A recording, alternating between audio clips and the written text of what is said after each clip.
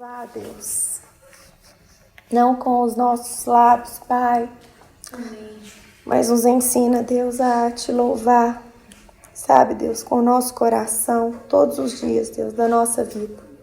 A gente sabe que o perfeito louvor, Deus, ele não vem, sabe, de lábios vazios, mas de um coração que te teme, de um coração que te adora, de um coração que tem sede, Deus, em te obedecer. E nós queremos te pedir essa noite, Pai, nos dá esse coração, Deus, em nome de Jesus. Eu lembrando aqui agora, uma vez meu irmão tinha uma casa lá em Furnas, sabe? E eu tava limpando a varanda da casa e eu tava tocando louvor, aí eu virei pra Deus e falei assim, ai Deus, eu queria tanto te louvar, né, que minha irmã te louva, que é uma maravilha, tem uma voz maravilhosa. Aí, gente, na hora o Senhor virou pra mim e falou assim, você não precisa de uma voz pra me louvar, você precisa de um coração.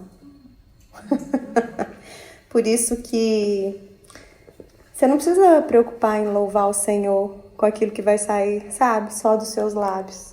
Mas Deus, ele olha o mais profundo do nosso coração, quando a gente verdadeiramente dá um perfeito louvor para Ele, viu? Em nome de Jesus. E eu tô muito, muito animada, porque, gente, que palavra, sabe, que Deus trouxe ao meu coração essa semana. E eu fico vendo tanto que Deus tem se agradado de nós aqui nesse lugar. Sabe por quê? Porque Deus tem trazido palavras novas, gente, toda semana. E Deus, quando Ele ministra essas palavras, Ele não pensa só em mim, Ele pensa em cada uma de vocês. Ele sabe que cada uma de nós vai estar aqui. E eu fico vendo assim a graciosidade dele, sabe? Nos dando mesmo as palavras específicas. Como tem sido diferente muitas vezes as palavras que eu ministro aqui, das palavras que eu saio para ministrar, das palavras que eu ministro na igreja. Como que a gente vê que Deus, Ele conhece o nosso coração, sabe? Deus não é aquele que junta, né, como a gente muitas vezes, né, faz uma bola e vai levando aquele ali. Não, gente, Deus sabe o que nós precisamos escutar no dia de hoje. E Deus, Ele tem sido muito fiel conosco. Por isso que quando vocês chegam aqui, eu me alegro mesmo, sabe? Eu me alegro, porque a gente sabe, eu me lembro certa vez, há muitos anos atrás, quando a gente tinha um grupo desse daqui lá no Buritis, mas isso tem muitos anos, Isabela não era nem nascida, e eu lembro que um dia eu estava muito cansada, sabe, era em torno de 40 pessoas na minha casa, era também assim, né, aquela igreja cheia, e eu lembro que um dia eu estava na igreja, e eles falaram para ir lá na frente quem estava cansado, e eu estava muito cansada, e eu fui lá para frente para receber a oração, e eu lembro que quando eu fui lá para frente, eu me ajoelhei, eu pedi na oração, eu fechei os olhos, sabe? E eu comecei a ter uma visão. Foram poucas vezes na minha vida que eu tive visão. Eu acho que não foi mais de 4 vezes que eu tive visão. E eu lembro que a minha mesa era de 8 lugares, e eu tinha assim uma cadeira preta e uma cadeira branca. E eu via na visão, eu direitinho, pegando uma cadeira e arrumando, pegando outra cadeira e arrumando, eu arrumando a sala para esperar as pessoas. Aí tocou na porta, e quando eu fui abrir na porta, a hora que eu abri a porta, era Jesus. E ele virou para mim e falou assim, filha, eu sou o primeiro a chegar aqui nesse lugar. Gente, eu fui tão renovada ali naquele lugar, porque eu sei que ele tá aqui, sabe? Ele tá aqui, gente. Ele está aqui, né? Ele tá aqui conosco, ele tá aqui se fazendo presente. Os anjos do Senhor estão nesse lugar, isso é maravilhoso. A gente precisa pedir a Deus por discernimento espiritual, para a gente contemplar a alegria da presença dele, né? Porque ele fala que onde os irmãos se reúnem em união, ali eu estou, e ali eu derramo a bênção e a vida para sempre. Quando a gente vai tendo essa revelação no nosso coração, as coisas vão ficando mais fáceis. Não é qualquer coisa que te impede de ir para a presença de Deus, sabe? Porque enquanto você não tem essa revelação, quando você tem só uma religião, qualquer chuva te para, qualquer cansaço te para, qualquer programinha diferente te para. Agora, quando você tem, sabe, a firme convicção no seu coração que você está indo ali para encontrar com o Senhor, gente, como é diferente. Eu vou ler para vocês hoje Tá lá em Marcos. Quem não tiver Bíblia não tem problema. Eu vou estar lendo aqui pausadamente. E quem não tem, acompanha com o que eu vou estar lendo. Marcos 7. Ora, reuniram-se a Jesus os fariseus e alguns escribas, vindos de Jerusalém. E vendo que alguns dos discípulos dele comiam pão com as mãos impuras, isto é, por lavar, pois os fariseus e todos os judeus, observando a tradição dos anciãos, não comem sem lavar cuidadosamente as mãos, quando voltam da praça, não comem sem se aspergirem. E há muitas outras coisas que receberam para observar, como a lavagem de copos, jarros e vasos de material e cama. Isso eram os fariseus da época, né? Interpelaram-no os fariseus e os escribas. Quem eram os fariseus e quem eram os escribas? Os fariseus, tanto fariseus como escribas, eram judeu, o povo judeu. Fariseu era uma religião daquela época, tipo assim, a religião bam, bam, bam. E os escribas eram um grupo dentro dos fariseus que eles interpretavam a palavra de Deus. Só que nessa época aqui já era totalmente diferente da época do Velho Testamento. Quando a gente vê falar de Esdras, Esdras era um escriba. Só que Esdras, naquela época, ele interpretava a palavra de Deus de acordo com o coração de Deus. Aqui nessa época, eles já tinham se corrompido. Aí eles viraram e falaram assim, os fariseus e os escribas: por que não andam os teus discípulos de conformidade com a tradição dos anciãos, mas eles comem com as mãos por lavar? Aí Jesus respondeu para eles: bem profetizou Isaías a respeito de vós, hipócritas, como está escrito: este povo honra-me com os lábios, mas o seu coração está longe de mim. E em vão me adoram, ensinando doutrinas que são preceitos de homens. Negligenciando o mandamento de Deus, guardais a tradição dos homens. E disse-lhes ainda Jesus: jeitosamente rejeitais o preceito de Deus para guardardes a vossa própria tradição. Pois Moisés disse: honra teu pai e a tua mãe. E quem maldisser a seu pai ou a sua mãe, seja punido de morte. Vós, porém, dizeis: se um homem disser a seu pai ou a sua mãe, aquilo que poderias aproveitar de mim é corbã, isto é, oferta para o Senhor, então o dispensais de fazer qualquer coisa em favor de seu pai ou de sua mãe, invalidando a palavra de Deus pela vossa própria tradição, que vós mesmos transmitistes e fazeis muitas outras coisas semelhantes. Convocando ele de novo a multidão, Jesus falou: ouvi-me todos e entendei. Nada há fora do homem que, entrando, o possa contaminar, mas o que sai do homem é o que contamina. Se alguém tem ouvidos para ouvir, ouça. Quando entrou em casa, deixando a multidão, os seus discípulos o interrogaram acerca da parábola. Então lhes disse: assim vós também não entendeis? Não compreendeis que tudo que de fora entra no homem não pode contaminar? Porque não lhe entra no coração, mas no ventre e sai para lugar escuso. E assim considerou ele puros todos os alimentos. E dizia: o que sai do homem, isso é o que contamina. Porque de dentro do coração dos homens é que procedem os maus desígnios, a prostituição, os furtos, os homicídios, os adultérios, a avareza, as malícias, o dolo, a lascívia, a inveja, a blasfêmia, a soberba, a loucura. Ora, todos estes males vêm de dentro e contaminam o homem.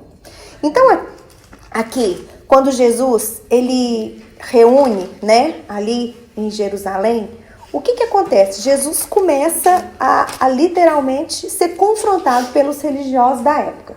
O que esses homens queriam aqui? Eles queriam armar uma cilada para Jesus. O tempo inteiro, esses homens queriam armar uma cilada para Jesus para que ele caísse e ele perdesse o prestígio que cada dia ia aumentando. Aí ele chegou e falou: nossa, mas na lei Moisés falou, que não é para você fazer isso. A gente chega da rua, você tem que lavar a mão, você tem que fazer isso, você tem que fazer aquilo. E os seus discípulos não fazem nada, não fazem nada disso. Aí o que os homens pegam e falam com ele? Ele vira para eles e fala assim: já que vocês realmente querem cumprir a lei, vocês podiam cumprir toda ela. Porque já que vocês estão querendo impor a lei, vocês têm que cumprir tudo, né? É como se ele virasse para a gente e falava assim: se você está chamando a atenção de uma pessoa, você tem que fazer tudo que você julga que ela está fazendo. Porque ele falava assim dos fariseus: façam o que eles falam, mas não façam o que eles fazem. Porque esse povo era um povo tão religioso, mas tão religioso, que eles falavam, mas na verdade eles não faziam. E uma das coisas que eles não faziam é com relação a pai e mãe, realmente eles eram hipócritas nessa época. E ele deu essa parábola aqui, né? O que mata o homem não é aquilo que entra, mas é o que sai. Por quê? Porque eles também tinham um monte de alimento que eles eram o quê? Que eles não podiam comer, alimentos impuros. E vamos continuar. Levantando-se dali, eu penso que ele estava cansado daquele povo, né? Porque era assim, né? Uma coisa atrás da outra. Partiu dali para as terras de Tiro e Sidom. Tendo entrado numa casa, ele não queria que ninguém soubesse. No entanto, ele não pôde ocultar-se, porque uma mulher cuja filhinha estava possessa de espírito imundo, tendo ouvido a respeito dele, ela veio e prostrou-se-lhe aos pés. Essa mulher era grega, de origem sírio-fenícia, e rogava-lhe que expelisse de sua filha o demônio. Mas Jesus lhe disse: deixa primeiro que se fartem os filhos, porque não é bom tomar o pão dos filhos e lançá-los aos cachorrinhos. Ela, porém, lhe respondeu: sim, Senhor, mas os cachorrinhos, debaixo da mesa, comem das migalhas das crianças. Então lhe disse: por causa desta palavra, podes ir. O demônio já saiu de tua filha. Voltando ela para casa, achou a menina sobre a cama, pois o demônio a deixara. Essa mulher aqui, vocês vão conseguir viajar um pouquinho comigo. O que essa mulher estava passando? Essa menina tinha uma filhinha e a filhinha dela estava endemoniada. Quando você, às vezes, a gente olha assim, né? A gente não tem noção. Quando a gente não para, a gente não medita, a gente não tem noção o que uma mulher estava passando com a filhinha dela.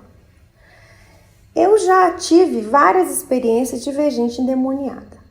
Geralmente uma pessoa endemoniada, ou ela desfigura o rosto, ou ela muda de voz. Às vezes é uma criança, passa a ter uma voz de um homem velho. Ou então, ela, cada hora está de um jeito. Pode ser a pessoa mais carinhosa do mundo, quando ela está endemoniada, ela passa a ser a pessoa mais violenta do mundo. E para segurar uma criancinha ou uma velhinha endemoniada, deve gastar na média de 3 a 4 pessoas. Certa vez eu estava numa igreja na cidade de Arcos e chegou perto de mim uma velhinha. E ela chegou com 2 homens assim ao redor dela, segurando ela, para que ela pudesse sentar. Eu não conseguia nem orar por ela em pé, porque ela estava debilitada. E quando eu comecei a orar por essa mulher ficou endemoniada e gastou 4 homens para segurar ela, porque ela queria me avançar de uma maneira terrível. 4 homens para segurar uma velhinha que não conseguia ficar em pé. E ali na hora eu perguntei para ela, quem tá aí? Porque eu vi que era uma legião. E ele me respondeu assim de uma maneira muito clara que tinha uma legião nela, porque a mulher tinha uma idolatria muito grande. Ela era uma mulher muito idólatra. Ela adorava muitos deuses. E é umas coisas que eu sei realmente assim, nunca mais esquece. Então eu sei o que é uma mulher ter uma filhinha endemoniada, como falava aqui. Eu fico pensando, essa menina, ela tinha hora que ela devia se debater na parede, ela devia se machucar toda. Tinha hora que ela devia se desfigurar, porque o demônio geralmente faz isso com as pessoas. E aquela doce menina devia ter hora que a voz dela podia ficar totalmente grossa. E o que aconteceu? Essa mulher, quando Jesus estava passando ali pela região de Tiro e de Sidom, ele queria entrar numa casa para que ninguém soubesse que ele estava ali Mas aquela mulher, ela achou ele. A gente não tem noção de quem que é essa mulher. A palavra de Deus fala que ela era uma mulher grega de origem sírio-fenícia. Essa mulher, essa região aqui de Tiro e de Sidom, era uma região onde haviam vários deuses. A origem deles era o politeísmo, ou seja, eles adoravam vários deuses. Essa mulher aqui, ela veio do mesmo lugar que veio Raabe, a prostituta lá do Velho Testamento, e também Jezabel, a famosa mulher de Acabe que queria matar o profeta Elias. Ou seja, a origem dessa mulher não era nem de perto a origem daqueles o qual Jesus tinha falado que ele veio. Mas aí o que acontece? Primeiro, a gente vê Jesus confrontando os religiosos da época, de uma maneira severa, hipócritas. E logo depois disso, Jesus se afasta ali daquele lugar para descansar, e a palavra de Deus fala que essa mulher, tendo ouvido, aqui fala assim, tendo ouvido a respeito dele. Meu Deus, que fé dessa mulher, gente. Ela apenas ouviu a respeito de Jesus. E com certeza, essa mulher, ela deve ter escutado assim, gente, ele cura enfermos, ele expulsa demônios, ele faz tudo. Então, esse homem, ele vai curar a minha filha. Ela não tinha nada a ver com a religião judaica, porque Jesus era um judeu. Mas ela não assim, a única coisa que fala, que ela sabia aqui, é que ele, se você pega aqui atrás, Marcos é um evangelho mais conciso, ou seja, Mateus, Marcos e Lucas fizeram a mesma viagem, eles são chamados evangélicos sinópticos, por quê? Porque eles fizeram eles passaram pelas mesmas coisas, só que cada um escreve de uma maneira diferente. Por exemplo, foi eu, Deia, Sandra e Marlene, fizemos uma semana no Silk. Se a gente mandar nós 4 escrever como é que foi a nossa semana, vocês podem ter certeza que muitos eventos que marcaram o nosso coração vai bater, mas a maioria deles muitas vezes não vai bater, porque eu vivi uma coisa, a Deia viveu outra e cada uma viveu uma coisa. E os 3 primeiros evangelhos são assim. E aqui, em Mateus 15, fala também da história. E fala assim, quando ela chega, aqui fala da história mais assim, sabe, pausadamente, eu não quis ler por aqui porque ia demorar mais. Fala que quando ela chegou, uma mulher cananeia, né, que ela viu, que ela viera daquelas regiões que Jesus estava, ela virava para ele e falava assim, Senhor, filho de Davi, tenha compaixão de mim. Ou seja, ela já sabia que Jesus era um judeu. Mas ali naquele momento, ela não deixou a religião ser barreira para que a cura da filha dela viesse.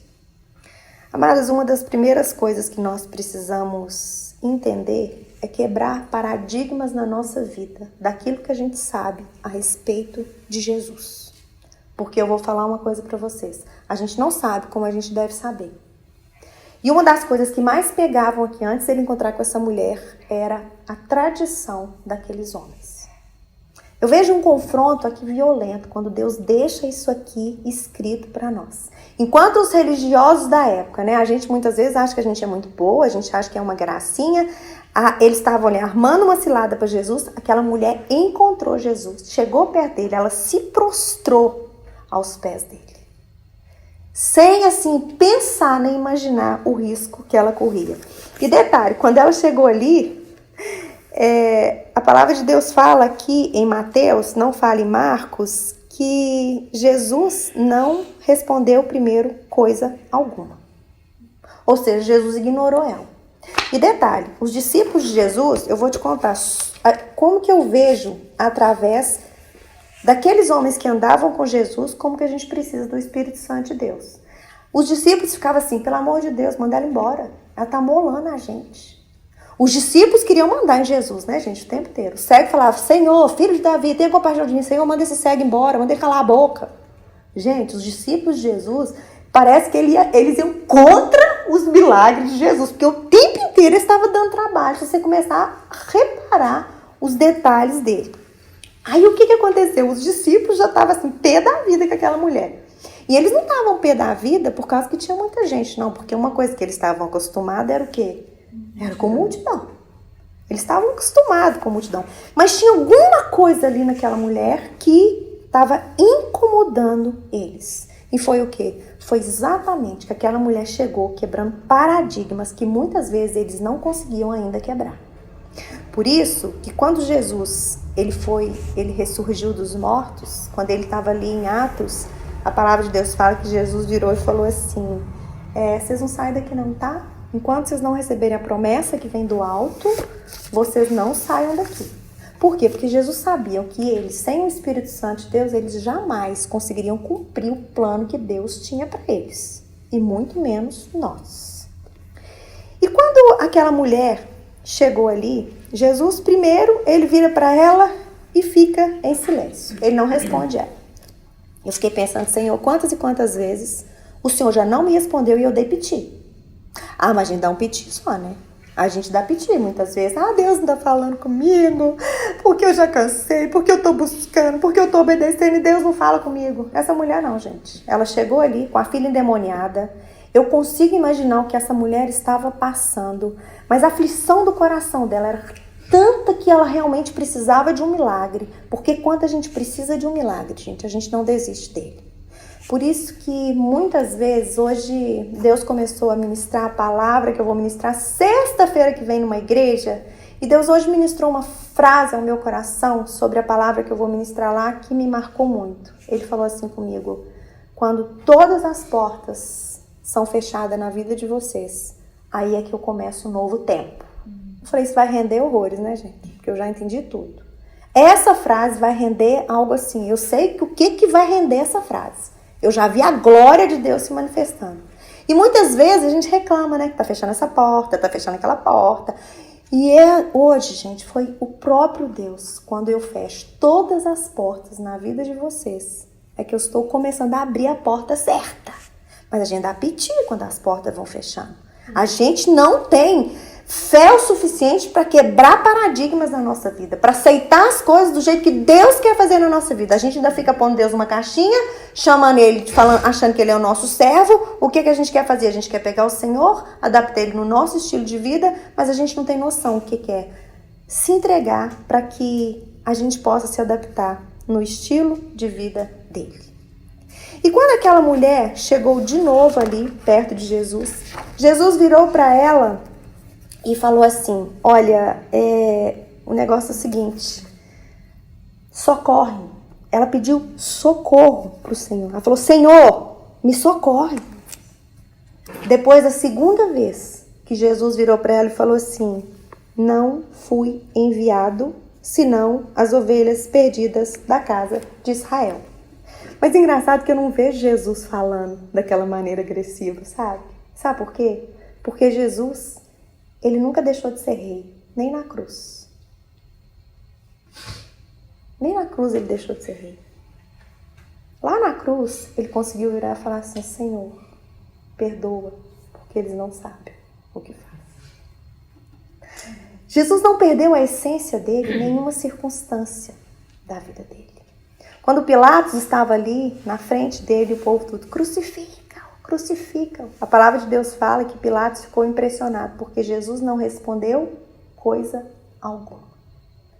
Amados, nenhuma circunstância que Jesus passou nessa terra tirou a essência de quem ele era, filho do Deus vivo. E o firme propósito do coração dele, eu vim para fazer a vontade do meu Pai e não a minha vontade. Quando Deus me revelou as duas coisas que estão na mente do Senhor, como eu peço isso para a minha vida? Primeiro, na mente de Cristo, tem a firme convicção de quem Ele é. Ele é Filho de Deus. E segunda coisa, a minha comida é fazer a vontade, é realizar a obra, a vontade daquele que me enviou. Tem a mente de Cristo, quem tem esses dois propósitos cravados no coração. Eu tenho declarado isso sobre a minha vida. Senhor, eu quero ter a mente de Cristo. Eu lembro que quando eu comecei a orar por isso, Deus falou, filha, essas duas coisas não saíam da mente de Cristo hora nenhuma. Essas duas coisas não podem sair da nossa mente. Caso contrário, nós vamos descer, nós vamos deixar a circunstância tirar a nossa essência de quem nós verdadeiramente somos. E pela última vez que aquela mulher chegou, que os discípulos já estavam assim, sabe? Quando ele virou para ela e falou a respeito que ele veio para as ovelhas perdidas da casa de Israel. Aí ele respondeu assim, não é bom tomar o pão dos filhos e lançá-los aos cachorrinhos.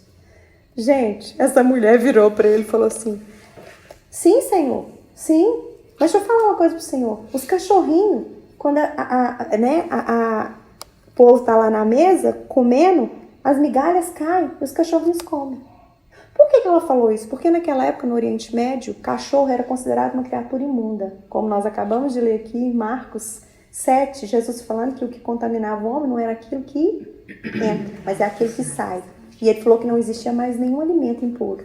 E ela vira e fala isso daqui. Eu fico pensando, gente, aí os cachorrinhos pequenos eram tidos como brinquedos para as crianças. Eu penso que eles cresciam, não sei o que eles faziam para eles não, tá, gente? Não sei não. Mas era criatura imunda. E ela virou para ele e falou assim: olha, Jesus, tudo bem, mas deixa eu falar uma coisa pro senhor. As crianças podem estar comendo na mesa e quando cai qualquer migalhinha, os cachorros ficam lá embaixo da mesa, porque os cachorrinhos ficavam embaixo da mesa. Eu posso ir ali comer. Essa mulher virou para Jesus e falou assim: Jesus, eu preciso de tão pouco do seu poder. Jesus, eu preciso de uma migalha do seu poder. Uma migalha do seu poder é capaz de curar a minha filha. Falei, meu Deus, que fé é essa dessa mulher? Ela não conhecia nada sobre a religião, gente. Ela não conhecia nenhum preceito de religiosidade, ela não conhecia nada. Mas a única coisa que doía no coração dela era a situação que a filha dela estava. Foi onde que eu entendi que quando Deus fecha as portas da nossa vida, é onde que verdadeiramente abre a única porta que nós precisamos entrar. Como eu entendi hoje que as dores na nossa vida, se a gente tiver humildade, uma crise de dor, ela pode virar um milagre maravilhoso na nossa vida. Sabe o que Deus me falou hoje? Filha, eu não comecei a te usar agora. Eu comecei a te usar quando você era abusada, lá com seus 5 anos. Foi lá que eu comecei a escrever sua história. Falei, uau! E a gente acha que Deus abandona a gente. Não, filha. Eu tô com você na dor, na tristeza. Muitas vezes eu não posso te tirar da dor, mas eu pego na sua mão com você e fico ali. Eu não te abandono nunca. Eu nunca te abandono, filha. A sua história, filha, não começou agora. A sua história começou muito antes do que você imagina. Porque às vezes a gente passa tanta situação difícil na vida da gente, né, que a gente não consegue ver o Senhor. Mas eu quero te falar, se você passou por essa situação, você pode ter certeza que você passou, porque o Senhor estava com você. Caso contrário, você estaria nela até hoje. Você não tinha passado. Nem eu tinha passado. Mas o Senhor está escrevendo a nossa história.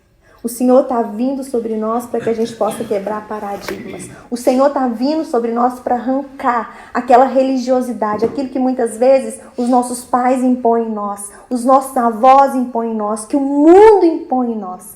Eu vejo essa mulher como alguém que chegou para falar assim para os discípulos: vocês não estão entendendo nada. Ou acorda, acorda.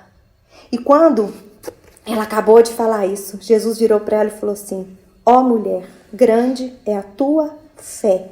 Faça-se contigo como queres. E desde aquele momento a sua filha ficou sã.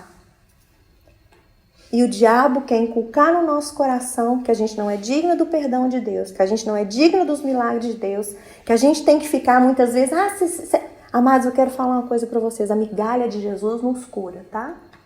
A migalha que vem de Jesus nos cura. Como essa mulher teve a filha dela curada, teve a filha dela sã, porque ela entendia. Às vezes você pode falar assim: nossa, mas eu não tenho fé. Eu quero te falar, se você tiver uma fé do tamanho de um grão de mostarda, eu quero falar para você continuar, que a sua fé, ela vai mover montanhas, porque Deus não olha a circunstância que você está, Deus não olha a situação que você está, mas Deus olha o mais profundo do seu coração. E uma pequena fé nas mãos de Deus é algo maravilhoso. E eu acho tão bacana que aqui no Evangelho de Mateus, antes de acontecer isso aqui, antes de Jesus chegar ali, desbaratar aqueles fariseus todos, aqui em Mateus 14, sabe o que aconteceu? A palavra de Deus fala que Jesus estava ali naquela multidão, logo depois da morte de João Batista, logo depois da primeira multiplicação de pães. Aí fala que logo a seguir, daquele tanto de gente, compeliu, Jesus pegou, virou para os discípulos e falou assim: vai, embarca, passa adiante, vai para o outro lado, e eu vou despedir a multidão. E despedidas das multidões, Jesus foi para o monte para orar sozinho. Ah, queridos, como nós precisamos ter o nosso tempo com Deus todos os dias da nossa vida. Jesus cumpriu o plano que ele tinha aqui nessa terra porque ele priorizava o tempo dele com Deus. Ele foi escolher os discípulos, ele ia orar. Tudo que Jesus ia fazer, ele ia passar tempo com Deus, porque na mente dele ele sabia quem ele era e ele sabia o firme propósito no qual ele veio. Você quer derrotar o diabo na sua vida? Vai passar tempo com Deus. Você quer vencer a luta que você está passando na sua vida? Vai passar tempo com Deus. É no seu tempo com Deus que você vai ter revelado as estratégias. E muitas vezes você não vai ver a revelação ali naquela hora. Mas quando você estiver diante das lutas, que o Espírito Santo vai ruminar dentro de você e vai te trazer a resposta certa. E ele foi orar sozinho. Em caindo a tarde, lá estava ele só. Entretanto, o barco já estava longe, a muitos estádios da terra. Açoitado pelas ondas, porque o vento era contrário, na quarta vigília da noite foi Jesus ter com os discípulos, andando sobre o mar. E os discípulos, ao verem-no andando sobre as águas, ficaram aterrados e exclamaram: é um fantasma! E tomados de medo gritaram. Mas Jesus imediatamente lhes disse: tende bom ânimo, sou eu, não tema.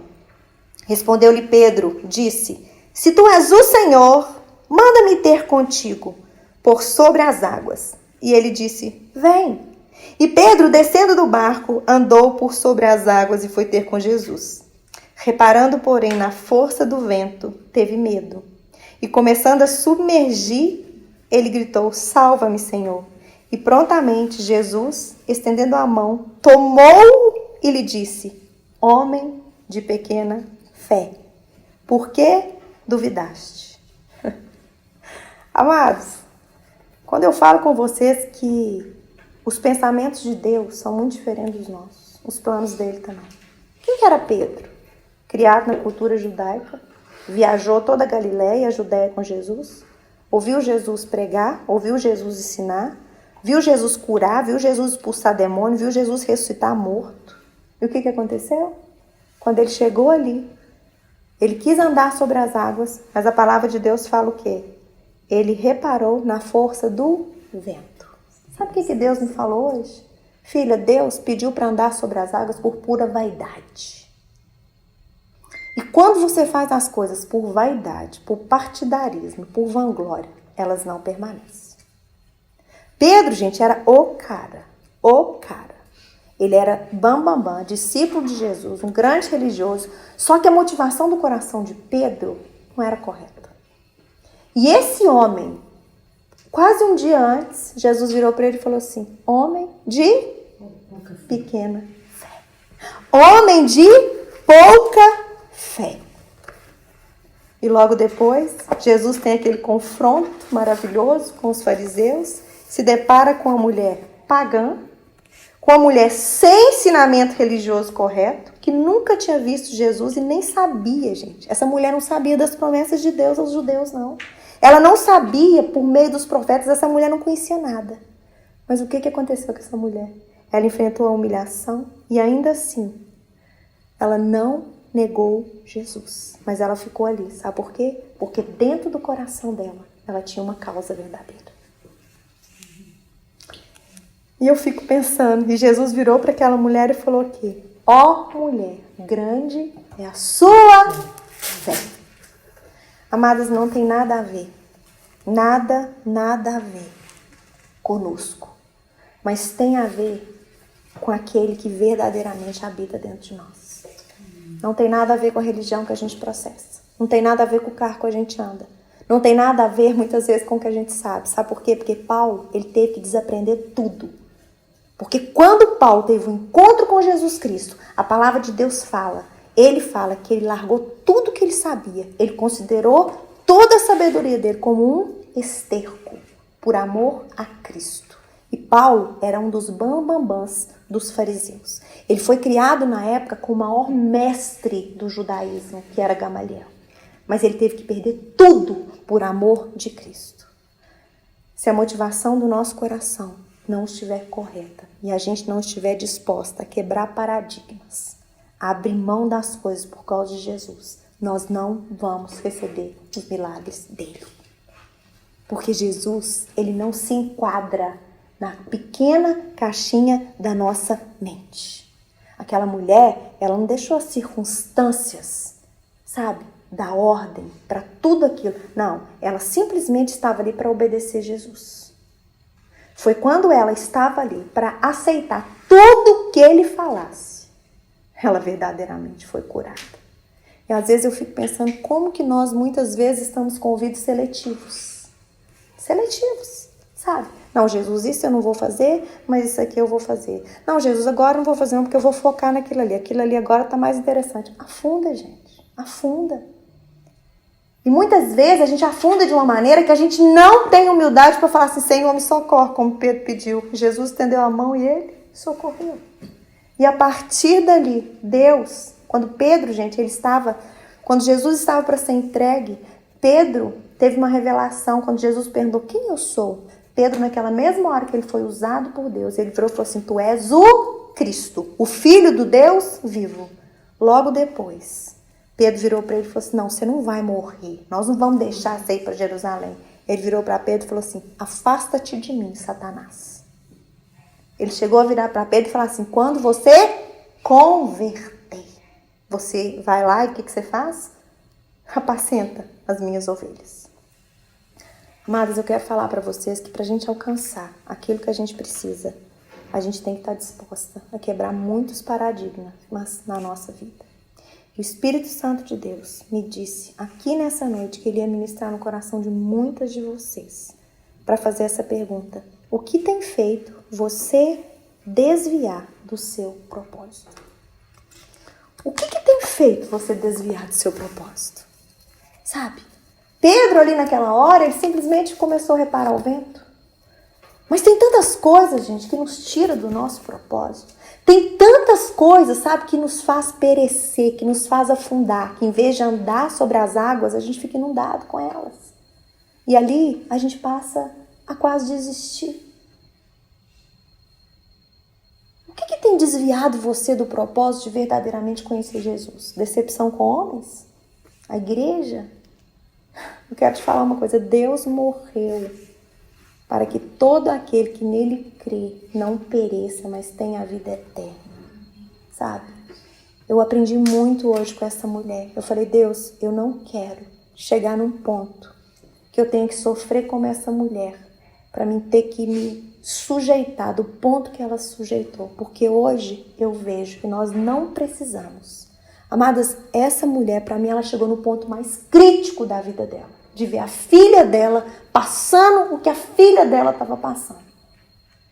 Mas eu creio que hoje Deus quer falar assim, filha, o que tem desviado você do seu propósito? Amados, às vezes é algo tão simples, mas que tem algo te desviando do propósito qual Deus tem para você. E o Espírito Santo hoje, ele foi muito assim, ele foi muito pontual comigo quando ele me pediu para fazer essa pergunta para vocês. O que tem feito vocês desviar do propósito de vocês? Religiosidade? Dinheiro? Trabalho? Filho? Relacionamento? O quê? Porque Paulo, ele fala em Atos 20, 24 assim, em nada eu quero ter a minha vida como preciosa, a não ser que eu cumpra com alegria o chamado que o Senhor tem para mim. Amadas, eu quero falar algo para vocês. Como as coisas desse mundo vão perdendo sentido para nós quando nós fazemos de Jesus o nosso alvo. Quando nós passamos a considerar Jesus, igual fala ali em Hebreus 3. Considerai atentamente Jesus como o sumo sacerdote, como aquele que é o autor da nossa fé. Porque Jesus, gente, ele foi o único que foi pendurado naquela cruz. Mais ninguém. Ninguém foi pendurado naquela cruz. Nenhum homem hoje que às vezes você acha que possa te fazer feliz, ele vai ser pendurado na cruz por você. Nenhum pai, nenhuma mãe, nenhum filho, ninguém. Mas Jesus, ele sofreu dano por amor a nós. E quando ele disse está consumado, ele não disse está acabado. O firme propósito da gente estar aqui é para a gente ir, fazer discípulo de todas as nações, vendo eles serem batizados em nome do Pai, acreditando que existe um Deus, em nome do Filho, acreditando que existe um único intermediador entre Deus e os homens, e em nome do Espírito Santo, é aquele que vai nos ajudar a cumprir o nosso propósito. E ele fala, ide, ensinai essas pessoas a guardar os meus mandamentos. Não tem como a gente ensinar as pessoas a guardar os mandamentos se a gente não sabe os mandamentos e muito menos se a gente não guarda. Não tem nada a ver se o seu filho não segue o seu caminho, não tem nada a ver com isso, mas tem a ver com o seu coração. Com o seu coração. Deus conhece o mais profundo do seu coração. Até porque, às vezes, você está passando uma situação difícil, você fala assim, mas o meu marido é isso, meu filho é aquilo, você não está pregando você mesmo, você está pregando Jesus Cristo. E quando a gente tem humildade para focar nele, a gente não deixa as coisas ao nosso redor abalar a nossa fé. Porque Jesus, ele não é obrigado a fazer as coisas de maneira que a gente quer. Mas ele faz aquilo que nos livra da tentação diária. Livrai-nos de todo o mal. Isso é diário, gente. Diário. Isso não é eterno. Isso é diário. Por isso que ele fala, viva a cada dia o seu próprio mal. E não preocupeis com o dia de amanhã. Amados, uma das maiores estratégias do diabo é fazer com que a gente trace grandes metas na nossa vida. Eu quero te falar, você não vai dar conta de cumprir grandes metas, porque quem não é fiel no pouco, jamais vai ser no muito. Você quer viver uma vida linda com Jesus? Preocupa só com hoje. Fica pensando o que você vai fazer amanhã, não? Viva hoje, conserte a sua vida com Deus hoje, aqui e agora, e não pense no dia de amanhã, porque nós não sabemos o dia de amanhã. Hoje é a hora, hoje é o tempo certo, hoje Deus pode mudar a sua história, hoje Deus pode fazer um milagre na sua vida, você está aqui, Deus é poderoso para fazer um milagre lá na sua casa. Amém. Deus é poderoso para fazer um milagre lá na vida do seu marido, lá na vida do seu pai, lá na vida da sua mãe. Mas você precisa se humilhar, colocar a sua boca no pó e se render àquilo que Ele quer fazer com você. Porque a gente sabe que Ele faz. Ele é fiel.